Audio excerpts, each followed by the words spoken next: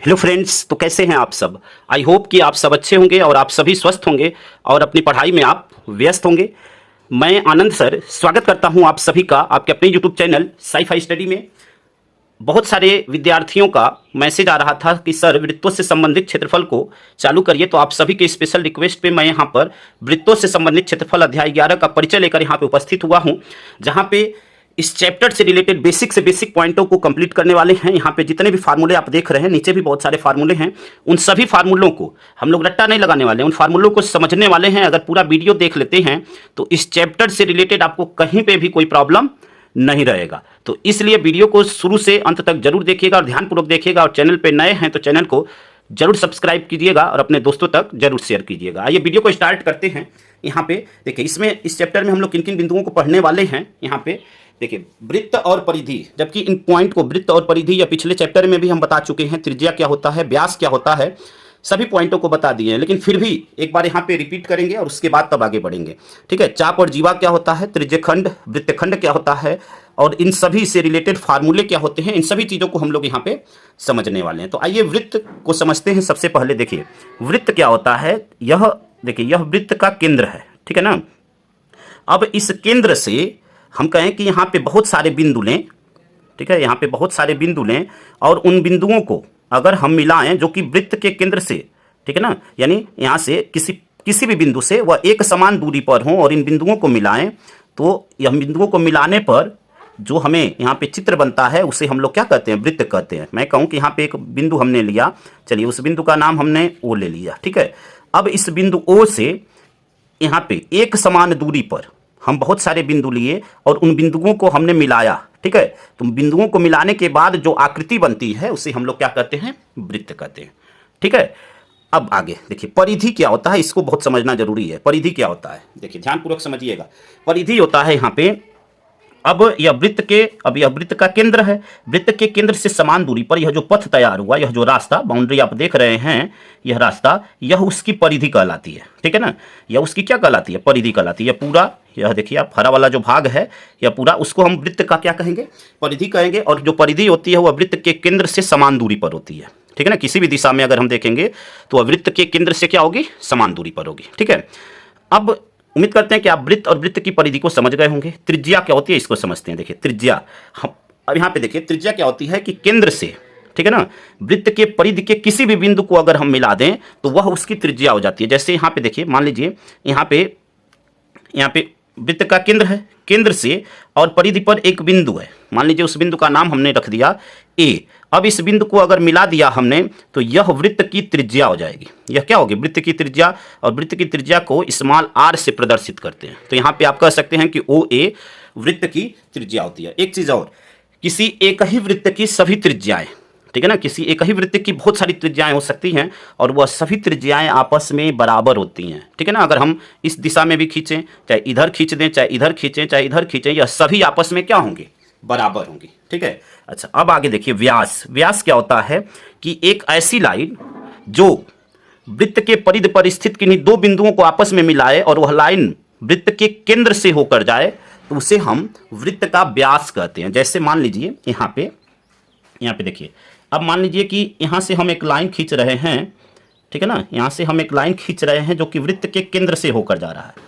और वृत्त की परिधि पर अगर कोई दो बिंदु है, सपोज हम मान लीजिए इसका नाम हम P रख दिए और इसका नाम Q, ठीक है। तो यहाँ पे PQ क्या होगा, यह वृत्त का क्या होगा, व्यास होगा, ठीक है ना। PQ क्या होगा, वृत्त का व्यास होगा। यानी व्यास क्या होता है, व्यास किसी भी वृत्त का, किसी भी वृत्त के परिधि पर दो बिंदुओं को मिलाने वाली जो रेखा जो कि वृत्त के केंद्र से होकर जाए तो वह वृत्त का व्यास कहलाता है। और जो व्यास होता है वह त्रिज्या का 2 गुना होता है, जो व्यास होता है। देखिए, अब अगर मैं कहूँ, हमने बताया है कि अभी देखिए यह केंद्र है, केंद्र से यहाँ तक की दूरी यह आपकी r हो जाएगी और यह भी r होगी। तो अगर r प्लस r हम करेंगे, r और प्लस r, तो वह क्या हो जाएगा, 2r। वह क्या हो जाएगा, 2r। यानी r मतलब त्रिज्या। तो जो व्यास होता है वह त्रिज्या का क्या होता है, 2 गुना होता है। जो व्यास होता है, देखिए व्यास जो होता है, व्यास बराबर होता है 2 गुणे त्रिज्या। व्यास बराबर होता है 2 गुणे त्रिज्या। या यहाँ से अगर त्रिज्या, हाँ, व्यास को हम लोग डी से प्रदर्शित करते हैं, इंग्लिश में इसे डायमीटर कहते हैं। व्यास को हम डी से प्रदर्शित करते हैं, इंग्लिश में इसे क्या कहते हैं, डायमीटर कहते हैं। तो इसको हम लोग डी से प्रदर्शित करते हैं, ठीक है। अब देखिए यहाँ से अब हम लोग क्या समझेंगे, चाप व जीवा, ठीक है ना, चाप और जीवा। चलिए इसको समझते हैं। जीवा देखिए, जीवा देखिए, जीवा क्या होता है, पहले जीवा समझते हैं फिर चाप समझते हैं। मैं कहूँ कि वृत्त के परिधि पर कोई दो बिंदु लें, ठीक है ना, वृत्त की परिधि पर मान लीजिए वह बिंदु कहीं पे भी स्थिर हो सकता है। मैं कहूँ अब यहाँ पे है और यहाँ पे है, तो उन दोनों को अगर हम मिला दें, उन दोनों बिंदुओं को अगर मिला दें तो वह आपका कहलाता है जीवा। वो क्या कहलाता है, जीवा। वृत्त की परिधि पर कोई दो बिंदु लें और उन दोनों बिंदुओं को जो मिलाने वाली रेखा होती है वह जीवा कहलाती है, ठीक है ना। कहीं पे भी वह लाइन ऐसे भी हो सकती है, ऐसे भी हो सकती है, ठीक है ना। अब आपके मन में एक प्रश्न उठ रहा होगा कि यहाँ पे जो व्यास है यह भी तो वृत्त के दो बिंदुओं को मिला रहा है, क्या यह भी जीवा होगा? तो हाँ, यह भी जीवा होगा। यानी जो व्यास होता है वह उस वृत्त का सबसे बड़ी जीवा होती है, ठीक है ना। जो व्यास होता है यह भी एक जीवा है जो कि वृत्त की सबसे बड़ी जीवा होती है। इससे बड़ी जीवा अगर हम कोई भी लाइन खींचेंगे तो वह नहीं होगी। अगर मान लीजिए हम यहाँ पे ऐसे भी खींच सकते हैं तो यह भी एक जीवा होगी, ठीक है ना। वृत्त के दो बिंदुओं को मिला रही है तो जीवा होगी। चाप क्या होगा, चाप समझना जरूरी है। देखिए चाप, मैं कहूँ कि यहाँ पे वृत्त पर हमने दो बिंदु लिया, ठीक है ना, वृत्त पर दो बिंदु हमने ले लिया, मान लीजिए यह बी लिया और यह सी ले लिया, तो यह जो लाइन है यह आपका चाप कहलाएगी। क्या कहलाएगी, चाप, ठीक है ना। जीवा को इंग्लिश में कॉर्ड बोलते हैं और चाप को हम लोग आर्क बोलते हैं, ठीक है। तो बी से सी की जो दूरी होगी, यह परिधि पर जो दूरी होगी, देखिए यहाँ पे इस लाइन या जो वृत्त के परिधि पर जो बिंदु थे उस बिंदु को मिलाने वाली रेखा को हम लोग जीवा कह रहे थे। और यहाँ पे परिधि पे जो दो बिंदु हैं इसकी लंबाई को हम लोग क्या कहते हैं, चाप कहते हैं, ठीक है ना। उम्मीद करते हैं कि इस बात को आप अच्छी तरह समझ गए होंगे। देखिए यह चीज़ें जानना आपको बहुत ज़रूरी है, क्योंकि अभी त्रिज्यखंड और वृत्तखंड जानना है, तो अगर यह बातें नहीं पता रहेंगी तो आपको बहुत प्रॉब्लम होगी, ठीक है ना। देखिए हमने क्या बताया कि अगर वृत्त पर कोई भी दो बिंदु ले लिए और उन दोनों बिंदुओं को मिलाने वाली जो रेखा होती है वह क्या कहलाती है, मिलाने वाली जो रेखा होती है वह जीवा कहलाती है। अब दूसरी बात, चाप, तो वृत्त के परिधि पर कोई दो बिंदु लिए और उन दोनों बिंदुओं के बीच की जो लंबाई होगी, ठीक है ना, वह क्या कहलाता है, चाप कहलाता है। अब चाप भी दो प्रकार का होता है, एक होता है लघु चाप और एक होता है दीर्घ चाप, ठीक है। अगर मैं यह कहूँ कि यह आपका यहाँ से यहाँ तक, तो यह आपका लघु चाप हो जाएगा, और यहाँ से यहाँ तक जो बचा हुआ भाग है वह क्या कहलाएगा, वह आपका दीर्घ चाप कहलाएगा, ठीक है ना। जैसे मैं कहूँ यहाँ से बी से सी, तो यह आपका क्या हो जाएगा, बी से सी आपका लघु यानी छोटा, और यहाँ से यह बचा हुआ जो भाग है यह आपका दीर्घ चाप कहलाएगा, ठीक है। उम्मीद करते हैं कि यहाँ तक बिल्कुल आप अच्छी तरह समझ गए होंगे। अब यहाँ पे देखिए वृत्त के परिधि का फार्मूला होता है आपका 2πr, लेकिन यह फार्मूला आया कहाँ से, सारी चीज़ें मैं आपको बताने वाला हूँ। फिर वृत्त के क्षेत्रफल का फार्मूला होता है πr², तो यह सभी आए कहाँ से, यह भी मैं इस वीडियो में आपको बताने वाला हूँ। तो चलिए यहाँ पे समझते हैं, उसके बाद इन टॉपिकों को समझते हैं। यहाँ तक तो हम लोग समझ चुके, अब हम लोग को समझना है त्रिज्यखंड और वृत्तखंड। तो उससे पहले हम लोग समझ लेते हैं परिधि का फार्मूला 2πr कहाँ से आया, और वृत्त का जो क्षेत्रफल का फार्मूला होता है πr² यह कहाँ से आया। देखिए ध्यान से समझिएगा, परिधि और व्यास का जो अनुपात होता है वह किसी भी वृत्त के लिए बराबर होता है। मैं कहूँ यहाँ पे, देखिए यहाँ पे मैं कहूँ कि परिधि बटे में व्यास, परिधि बटे में व्यास, ठीक है ना। तो परिधि बटे में व्यास, इसका जो अनुपात होगा वह क्या होगा, परिधि बटे में व्यास, या चाहे वृत्त छोटा हो बड़ा हो, सभी वृत्त के लिए यह लगभग क्या होता है, बराबर होता है, ठीक है ना। चाहे वह सेंटीमीटर में उसकी लेंथ हो, चाहे डेसीमीटर में हो, ठीक है ना, उसका क्या होता है, यह अनुपात आपस में बराबर होता है। और यह जो अनुपात होता है, ठीक है ना, इसको हम एक ग्रीक शब्द, ठीक है ना, ग्रीक अक्षर होता है, यानी जिसे आप परिचित भी होंगे, पाई से प्रदर्शित करते हैं। यानी परिधि और व्यास का जो अनुपात होता है उसे हम किससे प्रदर्शित करते हैं, पाई से प्रदर्शित करते हैं, ठीक है। अब समझिए ध्यान से। अब देखिए यह फार्मूला कैसे आया।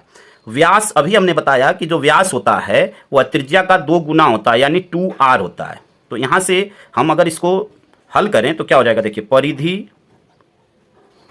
परिधि बटे में व्यास के स्थान पे हम क्या लिख सकते हैं, 2r बराबर पाई, ठीक है ना। परिधि बटे में 2r बराबर पाई, ठीक है। अब यहाँ से परिधि का मान निकालें तो परिधि बराबर क्या हो जाएगा, देखिए परिधि बराबर 2 और यह पाई और r, यानी परिधि बराबर क्या हो जाएगा, 2πr। तो यहाँ पे आप देख सकते हैं परिधि का जो सूत्र होता है वो होता है 2πr। आई होप कि इस पॉइंट को आप अच्छी तरह समझ गए होंगे, ठीक है। परिधि बराबर 2πr, ठीक। अब आइए इसके क्षेत्रफल को समझते हैं, πr², ठीक है। अब देखिए वृत्त का जो क्षेत्रफल होता है वो पाई आर स्क्वायर, वह कहाँ से आता है यह ध्यान से समझिएगा। जैसे देखिए यहाँ पे एक वृत्त है, ठीक है ना, अगर इस वृत्त को ध्यान से समझिएगा, इमेजिन कीजिएगा इस बात को कि इस वृत्त को अगर, देखिए इस वृत्त को अगर हम यहाँ से ओपन कर दें, यानी सिंपल यह समझिए कि इस लाइन को अगर हम सीधा करें, ठीक है ना, इस लाइन को सीधा कर दें, यानी देखिए सिंपल समझिए, देखिए यहाँ पे देखिए कि यहाँ पे पेपर को हमने मोड़ दिया, ध्यान से समझिएगा, पेपर को मोड़ दिया तो यही तो आपका वृत्त बना है, यही भाग इसका वृत्त बना हुआ है। अब अगर इस पेपर को, ठीक है ना, ध्यान से समझिएगा, यहाँ पे इस पेपर को हमने मोड़ा तो यह वृत्त बन गया, यानी इस टाइप का शेप बन गया। अब अगर इसको हम ओपन कर दें, इसको हम ओपन कर दें तो यह उसकी क्या हो जाएगी, यह उसकी लंबाई हो जाएगी, ठीक है ना, यह उसकी क्या हो जाएगी, लंबाई हो जाएगी। और यह वाला जो भाग होगा, यह वाला भाग, वह उसकी चौड़ाई हो जाएगी। अब यहाँ पे जो लंबाई होती है, ठीक है ना, यहाँ पे वृत्त के केस में जो लंबाई इसकी होगी वह उसके परिधि की आधी होगी, ध्यान से समझिएगा, और जो चौड़ाई होगी वह उसकी त्रिज्या के बराबर होगी। ध्यान से समझिएगा, अगर मैं कहूँ कि जब इस वृत्त को हम ओपन करेंगे तो वह इस आकार में, देखिए यह एक आयत के आकार का हो जाएगा, यहाँ पे आप देख सकते हैं, ठीक है ना, यानी यह इसकी लंबाई हो जाएगी और यह वाला भाग जो है उसकी चौड़ाई हो जाएगी, ठीक है। यानी यह किस रूप में आ जाएगा, देखिए इस टाइप के रूप में आ जाएगा, देखिए ध्यान से समझिएगा, यहाँ पे इस टाइप की एक आकृति बनेगी। तो यहाँ पे जो इसकी लंबाई होगी, यानी अगर हम वृत्त के क्षेत्रफल की बात करें, समझिएगा आप ध्यान से, जब यह इस प्रकार की आकृति हो जाएगी तो जो वृत्त का क्षेत्रफल होगा, वृत्त का जो क्षेत्रफल होगा वह आयत के क्षेत्रफल के बराबर होगा, आयत के क्षेत्रफल के बराबर होगा। यानी आयत का जो क्षेत्रफल होता है वह होता है लंबाई और गुणे चौड़ाई, ठीक है ना। तो यहाँ पे देखिए इस केस में जो लंबाई इसकी होगी यानी उसके परिधि की आधी होगी। तो देखिए लंबाई, यह वाला भाग अगर वृत्त को हम ओपन करेंगे तो ऐसा बनेगा, तो लंबाई जो होगी यानी लंबाई परिधि की आधी, तो परिधि होती है आपकी 2 पाई आर और इसका आधा मतलब इसमें 2 से भाग दे दें तो यह हो जाएगा आपका पाई आर, उसकी लंबाई हो जाएगी, और चौड़ाई उसकी त्रिज्या के बराबर होगी, यानी चौड़ाई जो है क्या हो जाएगी, आर हो जाएगी। अब चलिए यहाँ से वृत्त का क्षेत्रफल निकालते हैं, तो लंबाई का मान क्या हुआ, पाई आर, गुणे चौड़ाई का मान क्या होगा, आर। तो लंबाई और चौड़ाई का हमने गुणा कर दिया तो यह क्या हो जाएगा, पाई आर स्क्वायर। यह आपका क्या हो गया, वृत्त का क्षेत्रफल हो गया। यह क्या हो गया, वृत्त का क्षेत्रफल। तो आई होप कि इन दोनों पॉइंटों को आप अच्छी तरह समझ गए होंगे कि वृत्त का क्षेत्रफल क्या होता है और परिधि क्या होता है। इसको आप फार्मूले की सहायता से यहाँ पे कैसे उस फार्मूले को हम ज्ञात करते हैं, फार्मूला तो आपको पता ही रहा होगा, फार्मूले को कैसे ज्ञात करते हैं इस बात को भी आप कॉन्सेप्ट से समझ गए होंगे। अब देखिए अब हमें क्या पढ़ना है, त्रिज्यखंड और वृत्तखंड। तो देखिए अब त्रिज्यखंड समझते हैं। देखिए त्रिज्यखंड क्या होता है और वृत्तखंड क्या होता है, इस बात को यहाँ पे समझते हैं। अब यहाँ पे देखिए एक दूसरा हमने वृत्त बनाया हुआ है। अब यहाँ पे देखिए मैं कहूँ कि यह वृत्त का केंद्र है, यह क्या है, वृत्त का केंद्र है, ठीक है, वृत्त का केंद्र है। हम लोग त्रिज्यखंड के बारे में समझ रहे हैं, देखिए इस टॉपिक के बारे में समझ रहे हैं, त्रिज्यखंड क्या होता है इसको समझते हैं। तो देखिए यहाँ पे अब यहाँ से हम यहाँ पे 2 लाइनें मिलाते हैं जो कि वृत्त के केंद्र से होकर जा रही है, ठीक है ना। तो मैं यह कहूँगा कि यह जो है आपका, यह दोनों क्या हो जाएंगी, त्रिज्या हो जाएंगी, ठीक है ना। यह जो दोनों अगर यहाँ से हम कहें तो दोनों की दूरी क्या होगी, लेंथ बराबर होगी, तो यह त्रिज्याएं हो जाएंगी। अब त्रिज्यखंड क्या होता है, तो यह आपका जो भाग है, यह वाला भाग, यह आपका एक त्रिज्यखंड होगा और इसको हम लोग कहेंगे लघु त्रिज्यखंड। क्या कहेंगे, लघु त्रिज्यखंड, लघु त्रिज्यखंड, ठीक है। और यह वाला जो भाग होगा, यह वाला भाग, यह पूरा आपका, इसको हम लोग बोलेंगे दीर्घ त्रिज्यखंड। क्या बोलेंगे, दीर्घ त्रिज्यखंड, ठीक है ना, दीर्घ त्रिज्यखंड, ठीक है।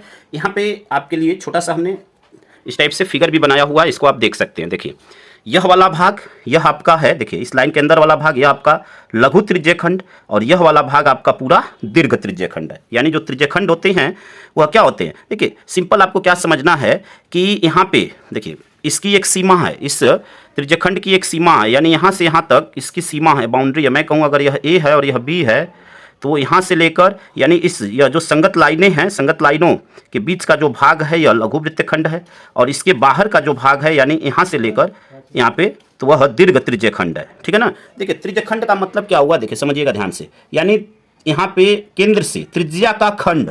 अब यहाँ पे हमने छोटा भाग लिया तो लघु मतलब होता है छोटा, और यह वाला भाग या पूरा हम किसी भी दिशा में जाएंगे यहाँ से तो वह सभी त्रिज्याएं ही होंगी, तो वह बड़ा है तो उसे दीर्घ त्रिज्यखंड कहते हैं। तो यहाँ पे आप देख सकते हैं, यहाँ पे हमने आपको बनाकर दिखाया हुआ है, यह आपका लघु त्रिज्यखंड, यहाँ पे यह त्रिज्यखंड ही है, यहाँ पे लिखा नहीं हमने, कई जगह लिखा है, ठीक है ना, यहाँ पे दीर्घ त्रिज्यखंड, ठीक है।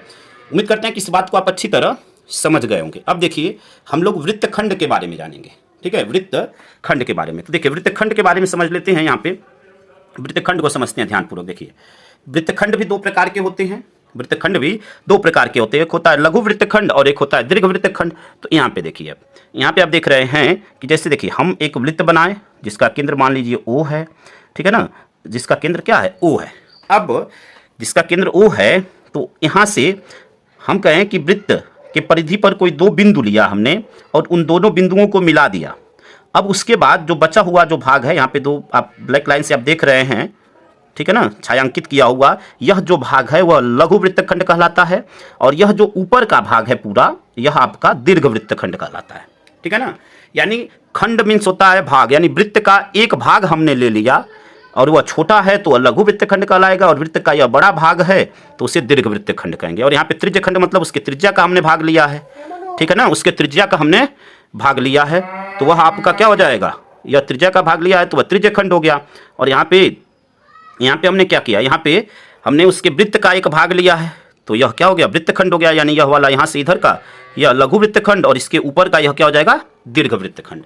आई होप कि यहाँ तक आप बिल्कुल अच्छी तरह समझ गए होंगे, यहाँ तक आपके मन में किसी भी प्रकार का कोई प्रश्न नहीं होगा, ऐसा मैं उम्मीद करता हूँ। फिर भी अगर आपको कहीं पे डाउट है तो आप हमें कमेंट कर सकते हैं। एक चीज़ यहाँ पे कि इसके बीच का जो कोण होता है, यह जो कोण होता है वह थीटा होता है, ठीक है ना, इसके बीच का जो कोण होता है वह थीटा होता है। अब यहाँ पे इसके बाद हम लोग आगे के सभी फार्मूलों को समझने वाले हैं, यानी त्रिज्यखंड का क्षेत्रफल क्या होता है, वृत्तखंड का क्षेत्रफल क्या होता है, ठीक है ना। हाँ, यहाँ पे एक चीज़ और आपको जानना था, चाप हमने यहाँ पे बताया भी हुआ था।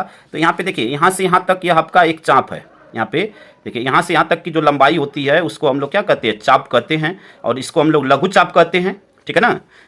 देखिए यहाँ से A से B तक यह आपका लघु चाप है और यहाँ से यहाँ तक यह पूरा आपका दीर्घ चाप है, ठीक है। यह भी बात आपको जानना यहाँ पे जरूरी था, ठीक है। यह आपका लघु चाप और यह पूरा जो भाग है, यानी मैं कहूँ यहाँ से A से लेकर अगर यहाँ पे और कोई बिंदु ले लूँ, ठीक है ना, सपोज यहाँ पे मैं P ले लेता हूँ तो APB यह आपका दीर्घ चाप हो जाएगा, ठीक है, और यहाँ पे AB आपका लघु चाप होगा, ठीक है ना। आइए अब इन सभी के फार्मूलों को यहाँ से समझते हैं। तो सबसे पहले हम लोग समझेंगे कि लघु त्रिज्यखंड का क्षेत्रफल क्या होता है, ठीक है ना, लघु त्रिज्यखंड का क्षेत्रफल क्या होता है, सबसे पहले इसको समझ लेते हैं। तो देखिए ध्यानपूर्वक समझिएगा। यहाँ पे देखिए मैं कहूँ कि यहाँ पे यह वृत्त का केंद्र O है और आप जानते हैं कि केंद्र से यहाँ पे हमने बताया है कि यह जो लघु त्रिज्यखंड है उसके बीच का जो कोण बनता है वह थीटा होता है, यानी यह कोण आपका क्या हो जाएगा, थीटा, ठीक है ना, यह कोण आपका क्या हो जाएगा, थीटा। अब देखिए कि यह कोण जब थीटा हो गया और आप जानते हैं कि वृत्त के केंद्र पर अगर पूरे कोण की बात करें यहाँ से यहाँ तक तो वह पूरा कोण 360 डिग्री का बनता है। कितने डिग्री का बनता है, 360 डिग्री का बनता है, ठीक है। यह बात आप जानते होंगे कि वृत्त के केंद्र पर जो कोण बनता है वह 360 डिग्री का बनता है और यह कोण आपका है, यह आपका लघु चाप वाला जो कोण है वह आपका थीटा है, ठीक है ना। अब देखिए कि हमें अगर यहाँ पे लघु त्रिज्यखंड का अगर क्षेत्रफल चाहिए तो हमें वृत्त का क्षेत्रफल तो पता है, अभी हमने आपको बताया कि यहाँ पे पाई r स्क्वायर होता है, ठीक है ना, पाई r स्क्वायर लघु वृत्तखंड का क्षेत्रफल होता है, या वृत्त का क्षेत्रफल होता है पूरे वृत्त का, यानी पूरा यह वृत्त का क्षेत्रफल का है तो होता है पाई r स्क्वायर। अब यहाँ से अगर मैं यह कहूँ कि हमें लघु वृत्तखंड का क्षेत्रफल चाहिए तो लघु वृत्तखंड के क्षेत्रफल के लिए हम क्या कर सकते हैं, देखिए लघु वृत्तखंड के क्षेत्रफल के लिए यानी पूरे में से, यानी यह पूरा है, पूरे में से अगर यह वाला हमें, या पूरे में से यह वाला भाग अगर पता चल जाएगा तो उसको माइनस कर देंगे तो यह वाला भाग पता चल जाएगा, या अगर यह वाला भाग पता चल गया, ठीक है ना, तो हम चाहें तो इस वाले भाग को निकाल सकते हैं। तो देखिए कैसे निकालेंगे, ध्यानपूर्वक समझिएगा। पूरे वृत्त का क्षेत्रफल तो होता है पाई r स्क्वायर। अब यहाँ से देखिए यहाँ से यहाँ तक का हमें पूरा कोण तो थीटा होता है, हमें यहाँ से यहाँ तक का भाग चाहिए, ठीक है ना। तो यहाँ से यहाँ तक का अब देखेंगे कि यह कोण क्या है, तो यहाँ से यहाँ तक का जो कोण होता है वह होता है थीटा। तो अब यहाँ से अगर हम कहें कि इसका क्षेत्रफल क्या होगा, यानी पूरे क्षेत्रफल का थीटा और बटे में पूरा कोण कितना होता है 360, ठीक है ना। यहाँ पे देखिए पूरे वृत्त का क्षेत्रफल होता है पाई r स्क्वायर, ठीक है।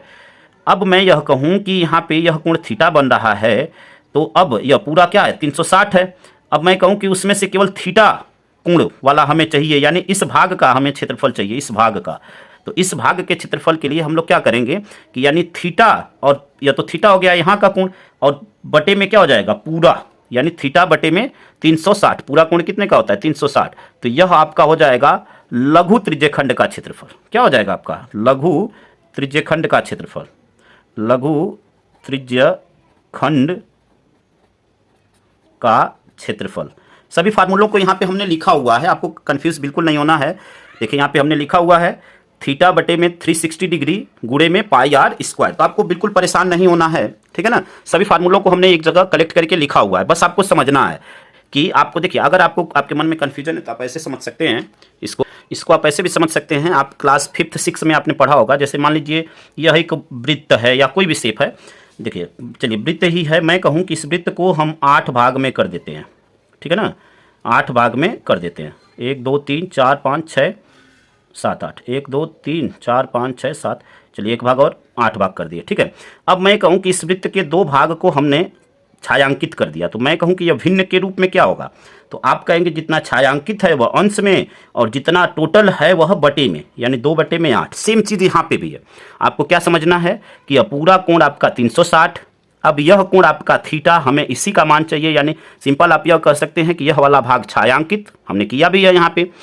अब इसका मान चाहिए तो यह क्या हो जाएगा थीटा, और बटे में यह क्या हो जाएगा 360, और पूरे वृत्त का क्षेत्रफल हमें पता है वह पाई आर स्क्वायर, तो पाई आर स्क्वायर गुणे में थीटा बटे में 360, यह आपका लघु त्रिज्यखंड का क्षेत्रफल हो जाएगा, ठीक है। अब बात करते हैं दीर्घ त्रिज्यखंड का क्षेत्रफल, यानी इस वाले पूरे भाग का, यह जो बचा हुआ भाग है यह पूरा इस वाले भाग का पूरा। तो देखिए दीर्घ वृत्तखंड के क्षेत्रफल के लिए हम 2 तरह से निकाल सकते हैं। देखिए दीर्घ वृत्तखंड के क्षेत्रफल के लिए एक तो यह तरीका है कि हमें पूरे वृत्तखंड का क्षेत्रफल पता है, क्या है पाई आर स्क्वायर, और हमें यह वाला पता चल गया, यह वाला भाग हमें पता चल गया, तो हम क्या कर दें पूरे वृत्त के क्षेत्रफल में से हम लघु वृत्तखंड के क्षेत्रफल को माइनस कर देंगे, तो जो बचा हुआ भाग होगा वह यहाँ से यहाँ तक का एंगल हो जाएगा, यहाँ से यहाँ तक का। पहला तरीका यह है, अगर इसमें से हम पाई आर स्क्वायर गुणे थीटा बटे में 360 इसको माइनस कर दें, देखिए 360 का इसमें गुणा हो जाएगा, यानी इसके बटे में 1 लिखकर हम एलसीएम ले लेंगे, तो यह क्या हो जाएगा, देखिए 360 पाई आर स्क्वायर, ठीक है, माइनस पाई आर स्क्वायर गुणे में थीटा, ठीक है। अब यहाँ से देखिए बटे में 360, पूरे के बटे में 360 डिग्री, ये सभी डिग्री में है जहाँ पे 360 है। अब यहाँ से देखिए पाई आर स्क्वायर हमें कॉमन मिल रहा है, तो पाई आर स्क्वायर कॉमन लेंगे तो यहाँ से क्या बचेगा, देखिए 360 माइनस थीटा, और बटे में आपका क्या होगा 360 डिग्री, ठीक है ना। तो यह आपका हो जाएगा दीर्घ वृत्तखंड का क्षेत्रफल। यह क्या हो जाएगा, यह आपका दीर्घ वृत्तखंड का क्षेत्रफल हो जाएगा पाई आर स्क्वायर बटे में 360 और ब्रैकेट में 360 माइनस थीटा। या दूसरी भाषा में आप ऐसे भी कर सकते हैं इसको कि देखिए या तो पूरे वृत्तखंड का क्षेत्रफल तो फिक्स है पाई आर स्क्वायर, अब इसके गुणे में हम क्या लिखेंगे, देखिए इस वाले भाग का यह पूरा कोण तो 360 है। अब यह कहें कि हमें यहाँ से यहाँ तक का एंगल चाहिए, यहाँ से यहाँ तक का, देखिए यहाँ पे ऐसे समझिए, देखिए मैं कहूँ कि यहाँ पे यह वृत्त है, देखिए यहाँ से यहाँ तक का एंगल चाहिए, यहाँ से यहाँ तक का, तो यह तो आपका थीटा है, ठीक है ना, और पूरा होता है 360, तो 360 में से अगर यह वाला भाग हम माइनस कर देंगे तो हमें यहाँ से यहाँ तक का एंगल पता चल जाएगा, ठीक है ना। तो तब आप कहेंगे कि दीर्घ वृत्तखंड का क्षेत्रफल जो होगा पूरे वृत्तखंड का क्षेत्रफल तो रहेगा ही, गुणे में यह आपका हो जाएगा 360 माइनस थीटा और बटे में आपका 360 डिग्री, ठीक है ना। तो यहाँ पे आप इस फार्मूले को दोनों तरह से आप लिख सकते हैं, तैयार कर सकते हैं, जो आपको आसान लगे, ठीक है ना। यहाँ पे पूरे वृत्तखंड के क्षेत्रफल में से हमने लघु वृत्तखंड के क्षेत्रफल को माइनस कर दिया, हल करके दिखा दिया, यह आ गया।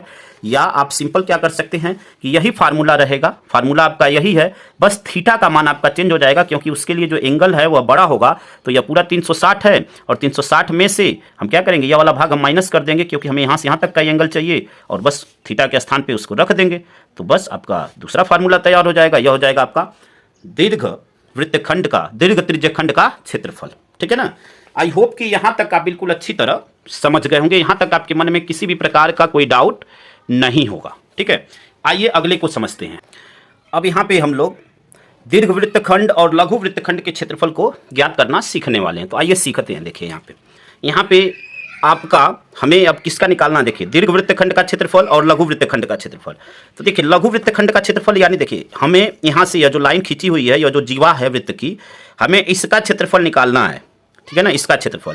तो देखिए बहुत ही आसान है, आपको कहीं पे भी कंफ्यूज नहीं होना है। देखिए लघु वृत्तखंड का क्षेत्रफल, हम लोग इसके बारे में बात कर रहे हैं, लघु वृत्तखंड का क्षेत्रफल। देखिए यह कैसे आ रहा है, ध्यान से समझिएगा। देखिए लघु वृत्तखंड का क्षेत्रफल, अभी हमने बताया है कि लघु त्रिज्यखंड का जो क्षेत्रफल होता है, ठीक है ना। हमने अभी निकाला, अगर यहाँ से यहाँ तक हम कहें तो यह लघु त्रिज्यखंड है, जैसा कि यहाँ पे हमने फिगर में दिखाया भी है और यहाँ पे भी आप देख सकते हैं। तो इसका तो हमने क्षेत्रफल निकाला है अभी लघु त्रिज्यखंड का, लेकिन हमें केवल किसका चाहिए, इस वाले भाग का चाहिए। तो अगर यह पूरा भाग यानी लघु वृत्तखंड के क्षेत्रफल में से अगर यह आपका क्या बन रहा है, एक त्रिभुज बन रहा है, जैसे देखिए यहाँ पे इस टाइप की कुछ आकृति बन रही है, देखिए ध्यान से समझिएगा। यहाँ पे देखिए, इसको ध्यानपूर्वक देखिए, यहाँ पे देखिए, यहाँ से यहाँ तक। तो यह वाला भाग यहाँ से अगर हम कहें कि यहाँ से यहाँ तक पूरा यही हमें ज्ञात करना है।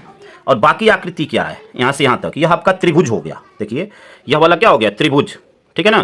तो अगर यहाँ पे हमें त्रिभुज का क्षेत्रफल, ठीक है ना, यानी लघु वृत्तखंड के क्षेत्रफल में से यह वाला भाग अगर हम माइनस कर देंगे यह वाला भाग, तो जो बचेगा वह लघु वृत्तखंड का क्षेत्रफल हो जाएगा, ठीक है ना, लघु वृत्तखंड का क्षेत्रफल हो जाएगा, ठीक है। तो अब यहाँ पे देखिए इसके लिए क्या करेंगे, इसके लिए सूत्र क्या होगा, यहाँ पे लघु वृत्तखंड का क्षेत्रफल अभी हमने बताया है कि क्या होता है आपका पाई आर स्क्वायर गुणे थीटा बटे में 360 डिग्री माइनस, अब यह जो त्रिभुज बनेगा तो इसको हम कह सकते हैं संगत त्रिभुज का क्षेत्रफल।